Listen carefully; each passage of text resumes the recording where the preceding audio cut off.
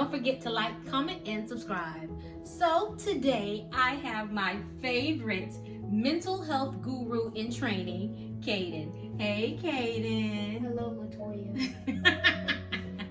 What are we going to be talking about today, sweet boy? We're going to be talking about the Wellness Toolbox. A wellness toolbox. So, in my research on techniques to help you with your mental health every day, I came across a technique known as the Wellness Toolbox. So, the first step in developing your own wellness recovery action plan is to develop a wellness toolbox. This is some things that you have done in the past or you would do, could do, that will help you to stay well on your mental health journey, on your self-care journey, on your stay well journey. All these things help you to feel better. So the point of it is that you use tools to develop your own mental health. So some people will do this. They'll write down different steps. Some people may note them in their phone. Other people may start binders. And so whatever technique, whatever way that you start your mental health toolbox is totally fine, as long as you just go ahead and get started.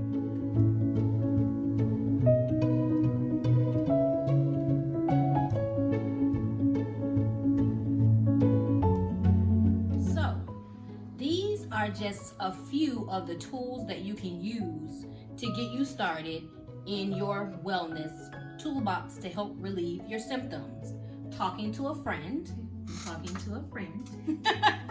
talk to a healthcare professional, peer counseling, focusing exercises, relaxation and stress reduction, meditating, that will work. guided imagery. I like to journal, creative, affirming activities like painting, singing, dancing, cooking, music therapy, which is something that I'm really interested in getting deeper into. Like, Kaden, what would you include in your wellness toolbox? I mean, for me, I would have breathing in and out, also meditating, or writing a diary. Right, That would help too. So that would be something that you would do to help you, to get control of any of like depression or, anything that you could be struggling with as far as your mental health. Yeah, because writing a diary is writing your things that you want to get out, but sometimes you don't want to tell someone. That's right. And then you can, as you feel better, you can always go back and reflect on those things and take those techniques and move them forward with you. That's awesome. So some people also, like as part of their toolbox, they will reduce the amount of things that they do in their work and home life. So, for example, if you're in a situation where your wellness is affected at your job, then maybe you need to be able to build in some mental health days. I know a lot of companies don't offer that. A lot of people use their sick time, but it's your time. Things that will help to keep you balanced, keep you focused, and keep your mental health intact. Attending support groups. I know after my mom passed, I attended a support group for grief counseling, and it was very beneficial. So that's something that I have stashed in my wellness box. I also did a little counseling after my grandma died, so that also helped a lot with in my mental health toolbox. Or my wellness toolbox. I love that. Surround yourself with people who are positive. And sometimes you can't find the right people, so there's always, like she said, go to support groups, go to church groups, or anything like connect groups. I love a good connect group. It also, having in your wellness toolbox is making a list of your accomplishments, things that you do well. Those are things that can help you when you are working on your mental health, to see that you are really awesome, that you are really great, that you have accomplished great things. What are some of your accomplishments that you would put in your wellness toolbox? I played basketball for like 5 years, soccer for 2 years, which people didn't really know. Don't forget boxing. Yeah, I did boxing for a while too. What did you do for your accomplishments? What would you write down? I finished college, I had 2 amazing kids. I eat well, that's an accomplishment. When I exercise, that's an accomplishment for me. I like to read. Right now, I'm also continuing my education and getting my certification in biblical studies. So those are great accomplishments that sometimes we forget when we're feeling terrible or we're just having a bad day. We forget all of the things that we've accomplished. I know Mora does one thing that in her self-care, and that's her taking her hot baths.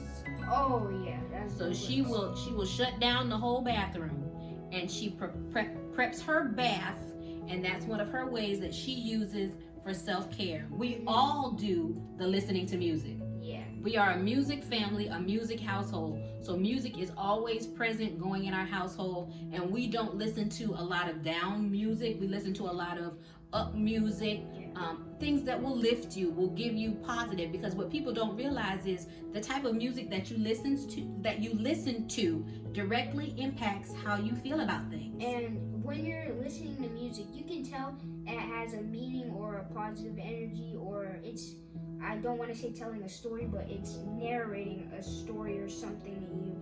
And if that story is not positive, it's going to bring you down 100%. I love you. I love him.